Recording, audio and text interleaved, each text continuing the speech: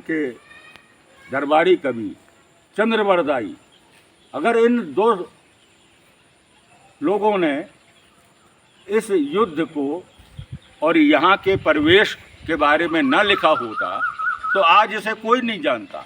इतिहासकारों ने तो आज तक इस तरफ देखा ही नहीं। रक्षाबंधन के बारे में क्या कहना चाहते? सभी जगह परिवार को मनता है, अपने यहाँ एक दिन श्रावण पूर्णिमा के दिन चला। श्रावण पूर्णिमा जिस दिन रक्षाबंधन होता है उस दिन तक ये युद्ध चल रहा था।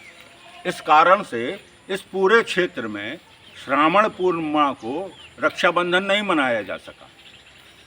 जब उस दिन इस युद्ध पर विजय प्राप्त कर ली चंदेल शासकों ने, राजा परमाल की सेना ने, और पृथ्वीराज को पराजय झेलना पड़ी, तो उसके अगले दिन परेवा को, भादों की परेवा को यहाँ रक्षाबंधन मनाया गया। वो परंपरा आज भी चल रही है 850 साल के बाद की। जी जी, इसीलिए हम परेवा को यहाँ रक्षाबंधन मनाते हैं। बहनें अपने भाइयों को राखी बांधती हैं परेवा को।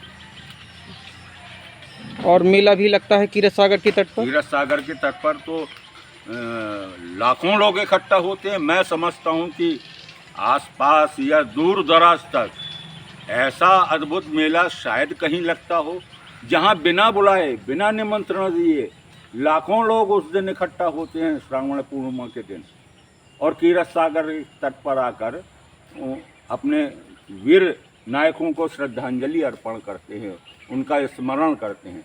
मैं एक बात और कहूँगा, सन 1995 में महोबा जिला बना। प्रथम जिलाधिकारी के रूप में श्री उमेश सिन्हा जी यहाँ नियुक्त हुए। मैं उनकी सराहना करना चाहता हूँ। उनकी कल्पनाशीलता ने, इतिहास के प्रति उनकी दिलचस्पी ने, और महोबा को लाइमलाइट में लाने के लिए महोबा की ऐसी तमाम खासियतों को, यहाँ के ऐसे अद्भुत कहानियों को जो वास्तविक हैं, उनमें उनकी बड़ी दिलचस्पी हुई और उन्होंने इस पर बहुत काम किया। उनकी इच्छा थी, मेरी उनसे चर्चा होती थी, उनकी इच्छा थी कि महोबा इस दृष्टि से इतना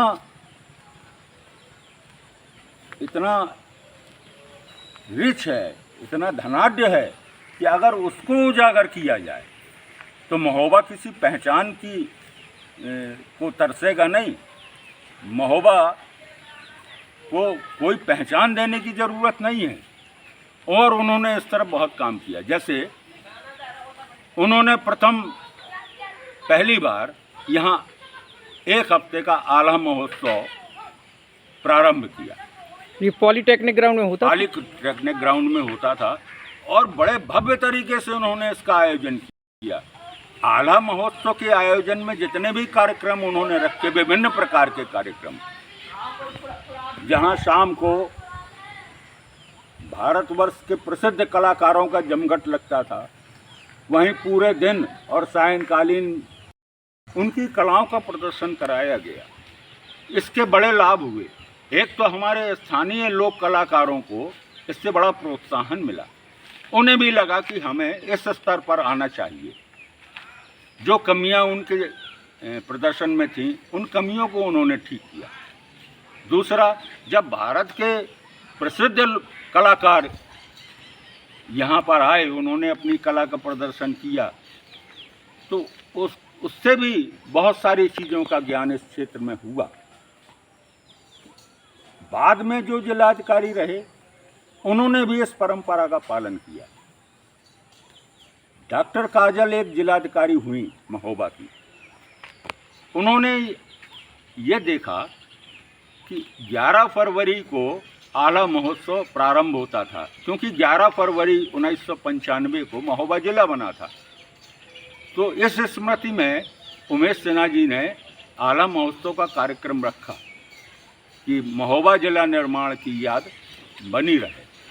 लेकिन जब डॉक्टर काजल यहाँ डीएम बनकर आईं, तो उन्होंने देखा कि ये विसंगति है। क्यों ना इस अनूठे कार्यक्रम को महोबा के कजली महोत्सव से जोड़ दिया जाए। तो जो लाखों लोग आते हैं, लाखों लोग एक एक हफ्ते तक महोबा में रहते हैं, प्रवास करते हैं, उन सभी लोगों को इस कार्यक्रम का भी आनंद मिले। तो डॉक्टर काजल ने फिर महोबा संरक्षण एवं विकास समिति बनाकर इस कार्यक्रम को कजली महोत्सव से जोड़ दिया और ये कार्यक्रम पॉलिटेक्निक से बदलकर महोबा के कीरत सागर तट पर होने लगा। जी, आज भी हो रहा है, आज भी हो रहा है। इस साल भी होगा अभी, मतलब हाँ, होगा और बड़े भव्य तरीके से हो रहा है।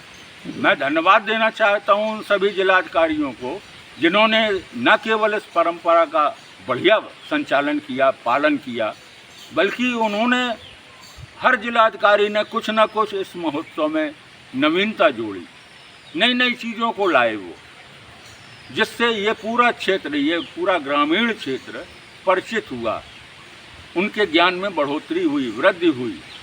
और हमारे वर्तमान जिलाधिकारी भी पिछले 2 वर्षों से लगातार इस अनूठे प्रयास में लगे हुए हैं।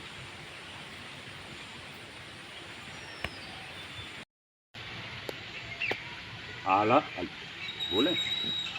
उदल के जब हम पराक्रम और शौर्य और मातृभूमि के प्रति उनका प्रेम, उनकी आस्था, जब हम इसका जिक्र करते हैं तो यहाँ उचित होगा कि हमारे जो प्रदेश के वर्तमान मुख्यमंत्री हैं योगी आदित्यनाथ जी, वो नाथ संप्रदाय से और इनके जो गुरु रहे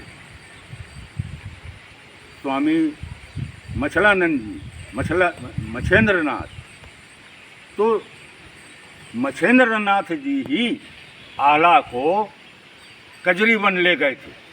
जब आल्हा इस युद्ध में उदल के कत्ल हो जाने के बाद अत्यंत क्रोधित हो गए थे और उन्होंने अपनी दैवीय शक्तियों जो उन्हें प्राप्त थी, उन दैवीय शक्तियों से वो सब कुछ नष्ट कर देना चाहते थे क्रोधवश, तब गुरु मछलेंद्रनाथ जी आल्हा के पास आए थे और वो आल्हा को समझा बुझाकर अपने साथ ले गए थे।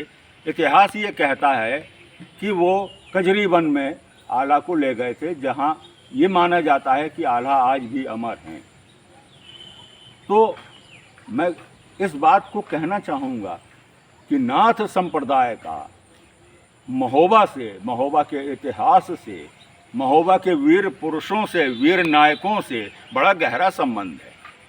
केवल गुखार पहाड़ का विकास नहीं, मैं माननीय मुख्यमंत्री जी से ये आग्रह करूँगा कि उनके पास जो भी आगे काम करने का अवसर है, महोबा के इस अनूठे स्वरूप को निखारने का काम वो करें।